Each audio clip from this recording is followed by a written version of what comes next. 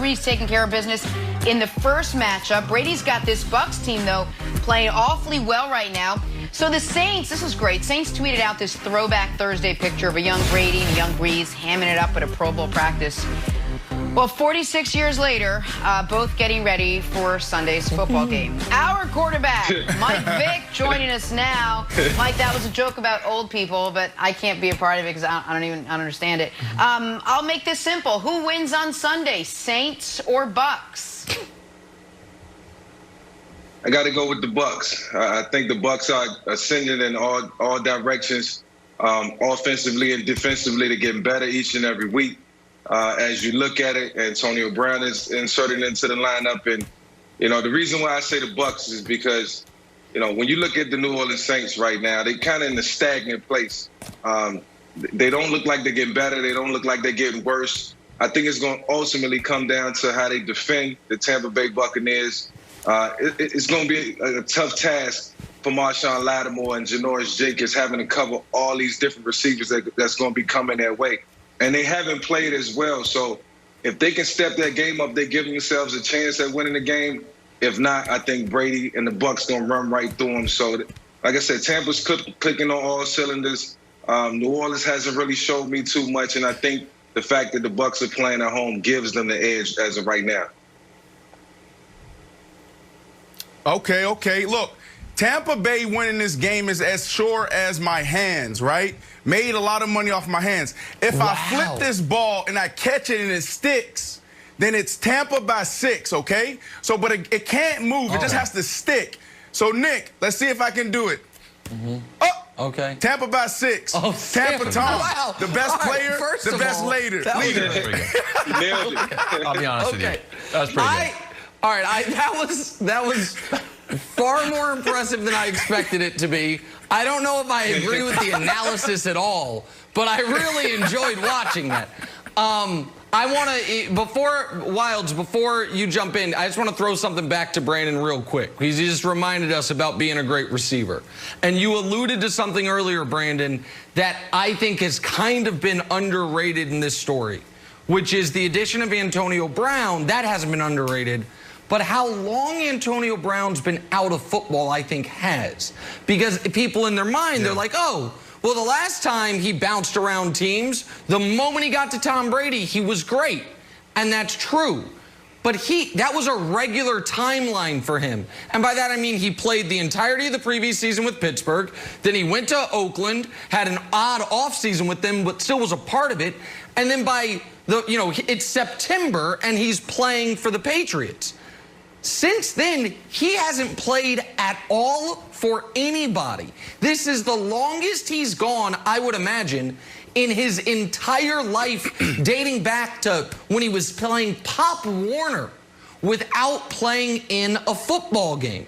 So not the long-term impact of AB, but Brandon, the this week impact of AB, how much of a concern is that layoff for you? I'm not really concerned about AB. I'll go back, almost 8 years. When I knew this kid was special. Every offseason, I used to invite all the top wide receivers down to South Florida to come train with me. I had Mike Evans, I had AB in this one particular group, and we were going through a drill, and I caught a ball, and I just came off of like 3 back-to-back Pro Bowls. And he said, Brandon, you're catching the ball wrong. And I said, who the hell is this kid talking to me? Like, he's barely had 1,000 yards yet. And I say that because this kid's work ethic and attention to detail in the offseason is second to none. He may be up there with Jerry Rice, how he prepares. He not only takes the field and run sprints and run routes, he has his helmet on. He has his shoulder pads on. You can go on Instagram, follow all your great wide receivers in March, April, and May, and you won't see them with a helmet or their shoulder pads on. As far as condition, as far as being ready to go, he will be ready to go, no doubt in my mind. He just needs to eliminate the distractions moving forward, but he is a baller and he's ready to go. Okay, before we move on, how are you catching the ball wrong, Brandon? Now you opened up this story and you told me half of it. You say, all right, so what happened? You caught the ball wrong. What were you doing wrong? Let me show you. So basically, and it's the weirdest thing. I never had a wide receiver or anybody teach me this, but I was just catching the ball and I was just moving on. He said, "Brandon, put your nose to the nose of the ball." So that's what he wanted me to do. So I was like, "Who the hell is this kid?" He barely had 1,000 yards, and he's trying to give me advice. But I respected him because he came up to me, the Pro Bowler, putting on his whole camp, and he held me accountable. Okay, that's also why he's wearing a helmet all the time, too. He gets smashed in the face. So those are two. Brandon, did you make any more Pro Bowls after that? I did. I made Mike, a couple more. I made 3 more. I know you're, Mike, I know you're high on the Bucs. Am I supposed to just pretend this Giants game didn't happen when we were a picked-up flag away from Daniel Jones tying the game and perhaps winning the game in overtime? I feel like the Bucs are favored. Everyone's high on the Bucs. I'm like, well, they almost lost to the lowly Giants. How do you think the Saints are looking at the Giants game and saying like, we can beat them now? Yeah. First off, you can pretend that never happened. It's the past. It was one of those games where, look, Brandon know this. We've been a part of games where you go into a stadium and you playing a team and you know you're supposed to beat them, and it becomes a little harder than what it was supposed to be. And you're trying hard and you're trying to do so much to get out of the stadium with a W, and then you end up making a lot of mistakes. The good thing is they got past that, and now moving forward, they can look forward to playing the New Orleans Saints, and it's not going to be an easy task. Not as easy as the Giants, but I think it's in their favor right now because they're at home.